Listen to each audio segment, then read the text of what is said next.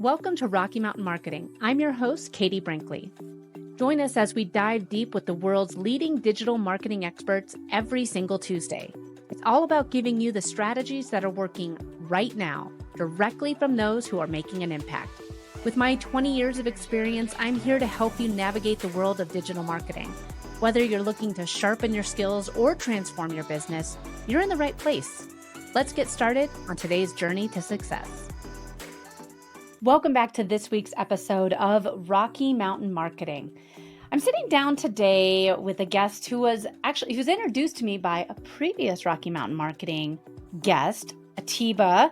Atiba is an amazing human being, and he continues to make great connections for me. And today's guest has a really awesome story, and his story is not why he's here, but he's like, well, I can make anything relate back to this story, but he almost died. He was one of the only people to be at that stage of COVID and actually not only just come out of the hospital, but be able to walk again. He's run marathons again. And he really has a really unique story that is going to help you as a business owner. My guest today is none other than Craig Andrews. Craig, he's got a unique background, but he is the principal ally and founder of the marketing agency Allies for Me. He uses a proven method that mimics the stages of courtship. It helps companies find strangers and actually convert them into high-paying customers. We all want more leads, right? We all want to be able to take strangers and convert them into clients. Well, that's what Craig is going to talk about today. But before we get there, Craig, your story is so fascinating. I was going to say heartwarming, but like heart-wrenching almost, I think is a better word. So thank you for being here and sharing your brilliance with the Rocky Mountain Marketing podcast audience. Katie, it's a delight. I've been looking forward to this. So excited to be here. Like I said, a mutual friend connected us. I know you and Atiba have been able to connect a few times, but basically we're not given any opportunity to live during, you got COVID really bad. And not only did you survive, you walked out of the hospital, you learned how to walk again, you've run marathons since then. It's really a remarkable story about how you were able to fight back from that. And I think sometimes as business owners, when we lose a client or two, when the going gets rough, it does feel like, how am I ever going to be able to walk through this? It does literally walking through something and coming back from that. It's a little bit more dramatic, but sometimes as a business owner, it feels like it's an uphill battle that is just, we're never going to be able to overcome. Yeah, in recovery. Well, let me back up to, I remember one day I was sitting in the hospital and it started becoming a very dark morning. This was probably a week to a week and a half after I woke up from my coma, and I couldn't lift my arms or legs. I couldn't move. I couldn't blow my own nose. I actually had to have my wife come help me because I had like 2 months of blockage going on there, and everything hurt. And I just remember thinking, oh, today's going to suck. And tomorrow is going to suck. I won't be able to move and I'll be in constant pain. And the day after that will be the same. I started going to a really dark spot that morning.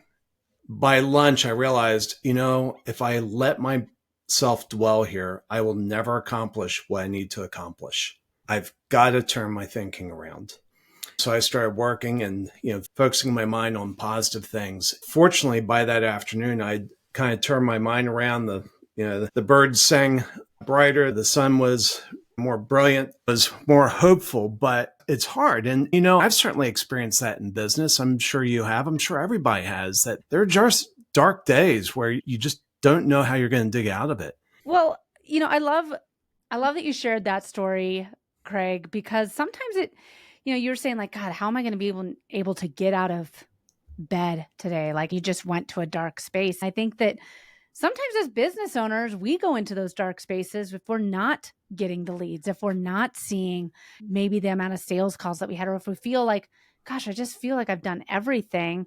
Why should I even bother going in today? You were on the brink of death, where like we're just on the brink of like being frustrated with our business. But It really does. I feel a lot of business owners will resonate with that story because we all have those moments of going to a dark space. And I think it really comes down to the systems that you have in place, the belief systems that you have in place to help get you out of it so that you can continue going. I feel as entrepreneurs, man, no one's going to care about our business as much as we do. So sometimes if you're not believing in your business, the business is going to fail. Yeah. Well, and you said something really powerful there. You said that you have to have the right systems in place. And if you go back to when I was in the hospital, you know what? They had the systems. These weren't systems I was running. I had PTs coming in my room, and they had a plan for me for every day. Every day, people would walk into my room with a plan. As business owners, we feel this big need to put everything on our shoulders. Hmm? And the fact is, there's some things we're just not good at. And but we still need those systems, and we need people walking into our business, whether they're employees that bring a special skill that we lack, or whether it's an outside consultant, that they're going to show up with a plan to advance your business on that day. But it's driven by systems, just like you said. Well, and Craig, the systems that you have to be in place because when business is good, you could maybe get lazy and stop working on the system. And then when business is bad, you're going to go into survival mode and or depression mode and not want to focus on that system. You talk a lot about having the right belief system so that you can have these systems in place so that you can be closing more deals. So let's talk a little bit about the belief system that can maybe be inhibiting a lot of business owners from closing the deals that they should be making. Wow, there's so many issues to tackle there. Let me pick one. And that is one of the broken belief systems is if I'm just more persuasive, I can change my prospect's mind. And I will just explain my way until they finally get it. If you've tried that a few times, you're probably frustrated because they don't just get it. And Yeah. so then you're kind of faced with the choice of, do I only work with the people that get it? Some business owners will say that, hey, they don't get it, I'm not going to work with them. Which, okay, it's fine as long as you have a ample supply of those that do get it. But a lot of us run into a point, we sell to those who get it. We do that quickly. And then as we're trying to grow our business, we have to sell to those that don't get it. So what we do is we try to explain. In my early days, I used to condescend, well, hey, if you know what I knew, then you would see this. And that obviously didn't work. It's funny, if I tie back the story in the hospital, it reminds me of an argument that my wife and I had. It was one of the first arguments we had. I think it was the first argument we had. Once I woke up and I said, Karen, I want to go home. She said, you can't walk. I said, I can too. I can walk. She's like, no, you can't. You're laying in a hospital bed. You've been in a 6-week coma. Your body's atrophied. You can't lift your arms or legs. You can't walk. I was like, oh, that's not true. I've been up several times already. I truly believed that in my head. And it was based upon what had been happening in my dreams during my coma. And I just thought she was wrong. So we go back and forth. She's presenting facts and data, trying to persuade me with facts and data. And the facts and data were overwhelmingly persuasive, but they didn't persuade me. And if in that situation, she couldn't persuade me that I couldn't walk, chances are whatever you're trying to do to persuade your prospect that they have it wrong probably won't work either. And so you have to have different methods. And it's more about getting them to the point of self-realization where it's a deeply held belief. They feel like they came to it on their own. And when they do, nobody can talk them out of it, including you. It's almost kind of like that cartoon of, I'm going to Roger Rabbit here, where it's like, you don't, you do, you don't, you do, you do. No, I don't. No, I don't. And they just like he just switches his belief, and if I say I want to have it, then I'm going to have it. It almost is kind of that switching of belief because you have to have your client or prospect think about it as this is, of course, I would want this. So, Craig, how do we get them there? Well, let me tell you about the next argument that didn't happen, because my wife is a wise lady. And the next argument was, I want my phone so I can text people. Now, at this point, I had like a big pipe coming out of my throat because I had a trach. So I couldn't talk. And I thought, well, if I can get my phone, I can text people. Well, she knew I couldn't use my phone. I mean, so when you see in the movies, people wake up from a coma and they're like, oh, okay, well, hey, let's catch up on things. Yeah, that's not how it works. Your mind is mush, your muscles are mush. And she, instead of saying, Craig, you can't use your phone, she's like, sure. She pulls my phone out of her purse. She puts it in my hands. And I actually have a picture of myself staring at my phone with a big tube coming out of my throat.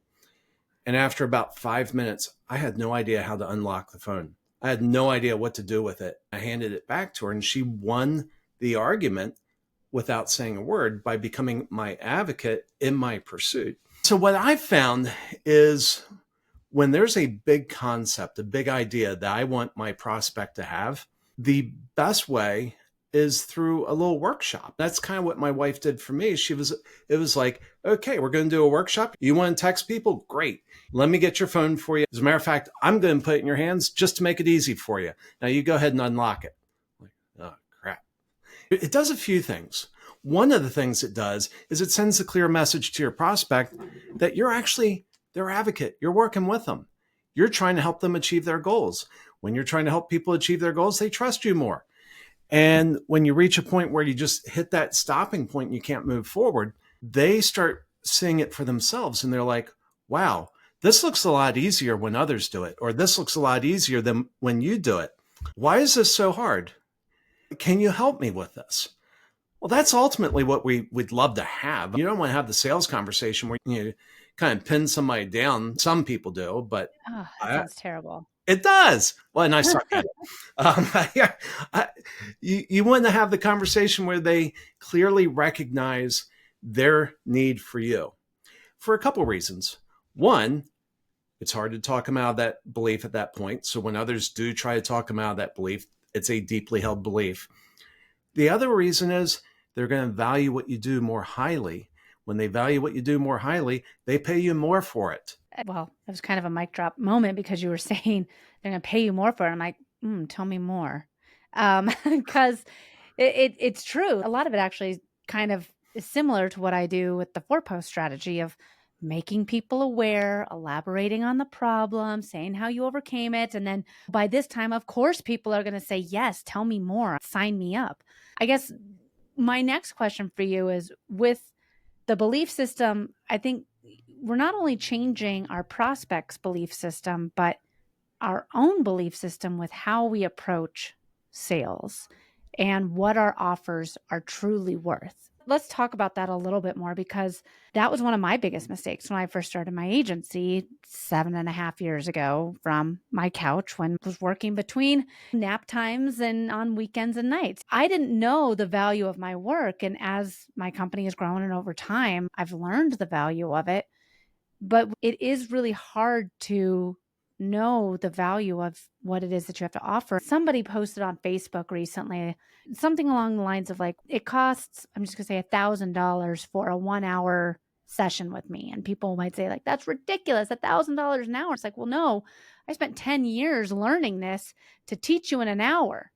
I saved you 10 years, So anyways, let's talk about that a little bit of really understanding not only how it's benefiting and changing the belief system for our prospects, but changing our own belief system with what it is that we have to offer as a business owner. One of the challenges, you've probably heard the phrase, the imposter syndrome.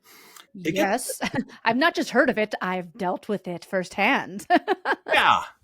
And a lot, I see it being misused a lot, but just to be clear what I'm talking about, it's when you're so insanely good at something you do that you have trouble believing that people will pay a premium for it because it's obvious. But the reality is it's obvious to you.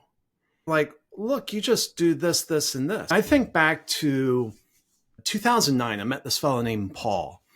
And Paul worked for AMD, the chip company. They make computer chips. And he basically was in charge of long-term strategy, where he was defining the chips they needed, not for the next generation of computers, but the generation after that. And he gave a presentation on it. I said, hey, Paul, let me pick your brain. I said, that looks so insanely hard. I said, how do you do it? He described it. And In like 2 minutes, he just kind of laid it out. Well, you just do this, this, and this, and this. And when I heard that, I thought, well, I can do that. That's simple. And then I kind of paused and I thought about it a little bit more. I was like, no, I can't do that. But he's such an expert that he just laid it out simply that you can do these things. And I think when in our own areas of expertise, it's abundantly clear what needs to be done. And it shocks us that's not clear to others. And because it's so clear, it seems so obvious, it seems so easy that we devalue what it really means to them. And now for just a quick break. You've heard me talk about some of my favorite social media tools on the show, and one of them is a tool called Metricool. Metricool allows you to plan, analyze, and grow your digital presence all in one place. From websites to LinkedIn to YouTube, you can track everything that you're doing online and see just what's working and what isn't. Check out Metricool today at katiebrinkley.live/cool. All right, let's get back to today's show. Yeah, and time really is our most precious commodity. If we're saving time and can get the Cliff Notes version to do these things, like tell me how to do this as fast as possible because I want to focus on the next thing. Let me jump in. I would say it's not just time, it's ability. So in this example, like Paul, it would take me, even if I applied the time, I'm not sure I could get to where he could. And I've been running into folks that are trying to break new ground. They're trying to introduce new products and what have you. And I look at the language they're using, and it takes me about a minute to realize, oh, guys, you're using the wrong language. You're either using the language of pioneers when you shouldn't be using the language of pioneers, or you're using the language of non-pioneers when you should be using the language of pioneers. It literally takes about a minute for me to see that. And they could go off and they could study what I've studied. They could read the things that I've read, but there's a reason they're doing what they're doing. And there's a reason I'm doing what I'm doing. It comes down to aptitude and interest. I'm not sure it's just simply a matter of time. I think it's a matter of time and aptitude. That's a really good point because can I do Facebook ads? Yes, I can. Do I enjoy doing them? Not really anymore. Is there somebody that does enjoy doing them and it's going to save me time and I can pay? Yes, I will contract that out. I love that point. I think that one of the biggest things for figuring out, I mean, we're all in this business world because we have a passion about something. I want to go back to that belief system because I sure love social media. I love it. I love the connections that can happen, the community that happens from it. I love social media. However, not everyone does. I've heard one of the most common complaints is I've tried social media before. It doesn't work for my business.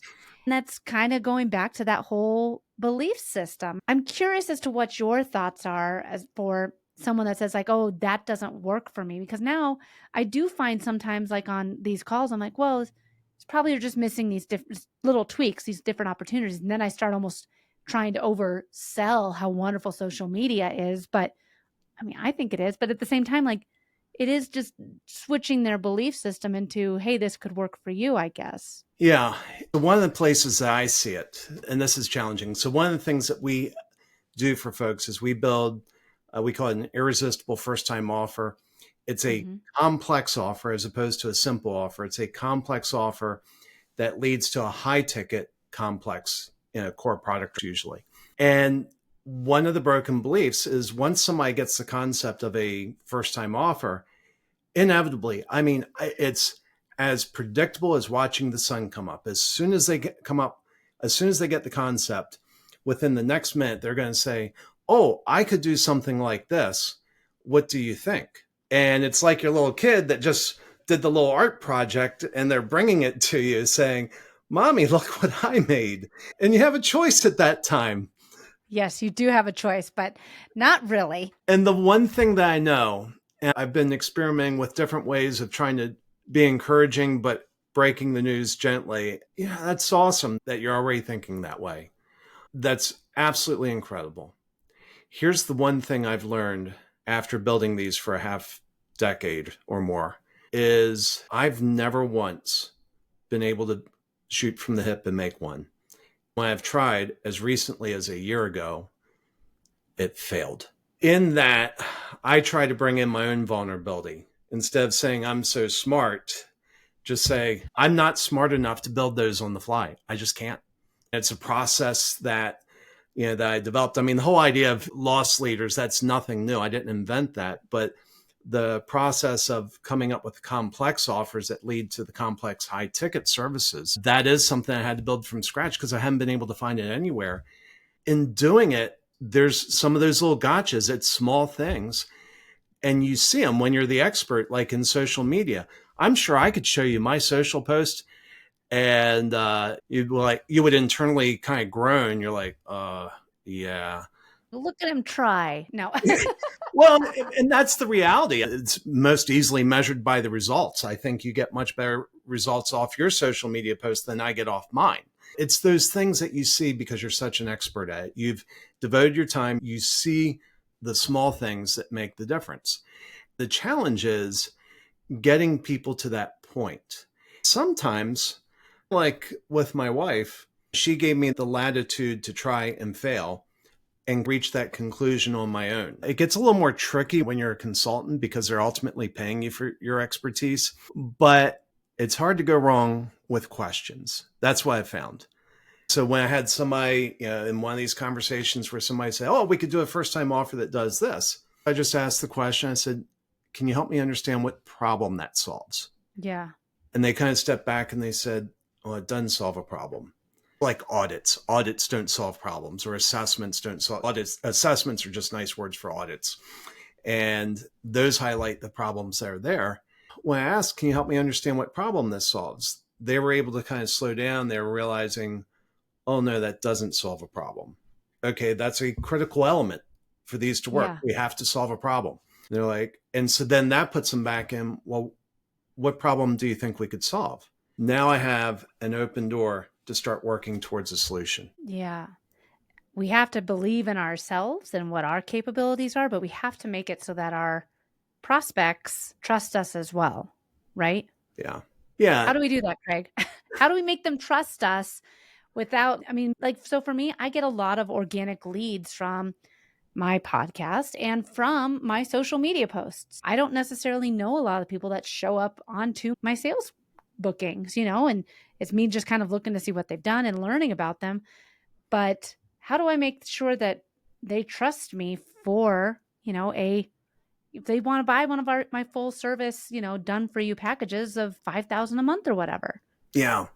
I think it comes in phases. And I think the first phase is you want to create a mechanism where people that are not your ideal client self-select out. So we call those scarecrows, and we build those into our offers. And the beautiful thing about scarecrows is they're invisible to your ideal client. Your ideal client is like, oh, cool, look at that. That's awesome. The non-ideal, because they don't see it as a scarecrow and it doesn't scare them. They actually like it. The non-ideal client sees that and sees it as a scarecrow, and they're like, yeah, that's not me. No, thank you. I'll move along. So that's kind of the first phase is you want to reduce the number of people that, if you have more leads than you could possibly talk to, you want to reduce the number of leads, which sounds counterintuitive, but your time is valuable and you want to spend your time talking to the people who are most likely you're going to be a match for them. They're going to be a match for you. We take the approach at that point. So then when we get on the phone, I love asking priming questions. Priming questions are these really cool things that it's a question that would be 100% reasonable for you to ask. Here, let's do one live on the air. Okay. So here's the definition of a priming question. It's a question. So pretend I'm coming to you as a potential client that is like, I want you to fix all my social media problems. And the question has to be a question that's 100% reasonable for you to ask. That when you ask it, it won't feel like a setup. It won't feel like a lot of sales questions, these questions that kind of like guide the cattle into the canyon and kind of box them into the canyon. And when you're eventually trapped, you're like, yeah, okay, I'll write you a check if you let me out of the canyon. Yeah, that's how a lot of sales training goes. And I never liked it and I was never good at it. But a priming question is a question that's 100% reasonable for you to ask. If you ask me, I'd be like, oh, that's a reasonable question. The second trait is you're 95% confident I don't know the answer to that question. The third trait is you're 95% confident that once I hear the question, once I realize I don't know the answer to the question, I will also know that that's a question I should have had the answer to, but don't. So something like, oh, it looks like you've been posting pretty consistently on social media. If we're looking at your accounts. Okay, so when you're diagnosing the effectiveness, so if you were to diagnose the effectiveness of my posting, Yeah. what's a question that you would ask that would immediately reveal a deficit, and it would be a blind spot for me? But when you ask the question, I realize, oh, I should have known that, but don't. Well, probably, I always like to talk about people's insights and looking at their demographics. How many profile views would you say that you get on a monthly basis? You know what? That's a great example. So I primarily post on LinkedIn. I know the Yep. number, but you know what I don't know is the time frame. I don't know the time frame. So you just hit me with a priming question. Yeah. I was like, I know the number, but I don't know the time frame. Is that weekly or is that? I think it's weekly. You should look at it at least every month. But no, okay. That's a good priming question of identifying. Yeah, I post regularly and I've been looking at my insights, but I don't know how often I am. Right. No, I look at it daily. So here's the thing: I look at it daily. The reporting, I don't know if it's reporting, if the numbers that it's reporting are for a 7-day window or if it's Oh, a monthly window. I think it's a 7-day window. So right there yeah. in that question, you revealed a vulnerability. It's Okay. a perfectly reasonable question for you to ask. And because I can tell, I've checked 2 or 3 times today already. It's not that I don't check. It's that I don't know the time frame, and LinkedIn just changed their scaling. I think that for all of the listeners that are for today's podcast, that's where you have to really know what it is that you do best, right? I mean, like for me, that's like like it's automatically is actually every 7 days, but you should, change it to every 28 days so you can see what the peaks and valleys are because I already know the answers to all of this. But for you, like that's just really knowing what your abilities are within your business that maybe aren't the superpowers of the people that you're getting on calls with their prospects, right? Right. I mean, that's honestly why I need somebody like you in my life is you're thinking about this and you're asking this, but do you see how that was kind of an effective priming question? You revealed it was a perfectly reasonable question for you to ask. I kind of paused and stuttered and realized I didn't have a clear answer to your question. I also know I should. Yeah. When you do that, you create a little moment of pain. And ultimately, what moves us from where we are is the sensation of pain. If you're Yeah. sitting in the sun and the sun if you're in Texas and you're sitting in the sun in August, you're not going to sit there long before you figure out, you know what, I should probably move over to the shade. Because we don't move from a place of comfort to a place of more comfort. We move from a place of pain to a place of less pain. And so now, and you didn't do it maliciously, but you've put a little pain in my life. And I now have a need to move away from that place of pain. Yeah. Well, this has been an awesome conversation. I've been taking notes. I don't know if you've heard the keyboard going because I think that there's a lot of things that, I feel pretty confident in a lot of my sales processes, but at the same time, there's always little things like that where you have to have a strong belief in what it is that you do. You have to have the capabilities to really know what the pain points and the struggles are of your prospects and must be willing to learn and tweak the process because if you get into these routines, then you're getting complacent. And all it takes is to have that one time where a client contract ends and then you end up feeling like you're bound to a hospital bed, unable to move, but knowing that you should be doing other things. So, Craig, this has been an awesome conversation. If people want to connect with you, learn more about your processes, they want to have you come and speak at their events, what is the best way for people to get in touch with you? So they can find me on LinkedIn. I think right now, if you just Google Craig Andrews, the number one search result is my LinkedIn page. Nice. Well Yeah. done, sir. Yeah, thank you. You could also come to my website, which is alliesforme.com. That's spelled ALLIES, the number 4, ME.com. There's ways to contact me there. I even have a speaker page if somebody wants me to speak at their event. But I also have a gift for your audience. We talked briefly about these first-time offers. I have stepped on the brake more times than I can count. I have lots of scar tissue on how to do these things wrong. And so I put together a guide to help folks avoid some of the mistakes that I've made. And not only that, but have a course. If your listeners go to our website, alliesforme.com/RMM for Rocky Mountain Marketing, all lowercase, all three letters together, alliesforme.com/RMM. They will be taken to a sign up page where they can get the guide. They will also get 23 days access to the course. Reason we're doing 23-day access is not because we're stingy, but because we study human behavior, and we know that if you sign up for a free course with unlimited bounds, you will never take it and your life will not be changed.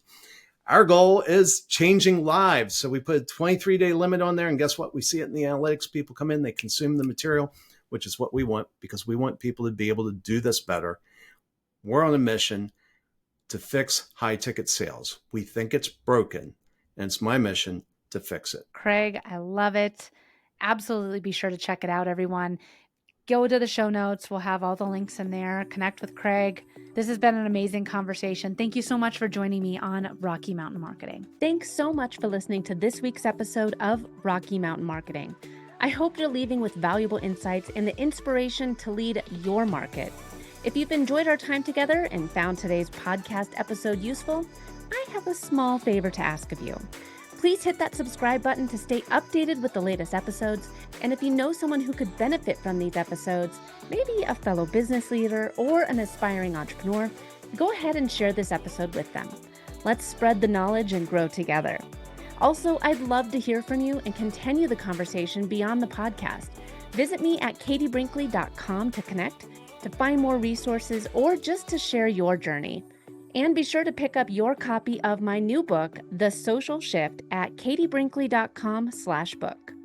Thanks again for tuning in. I'm Katie Brinkley, and I can't wait to dive into more strategies and stories with you on the next episode of Rocky Mountain Marketing.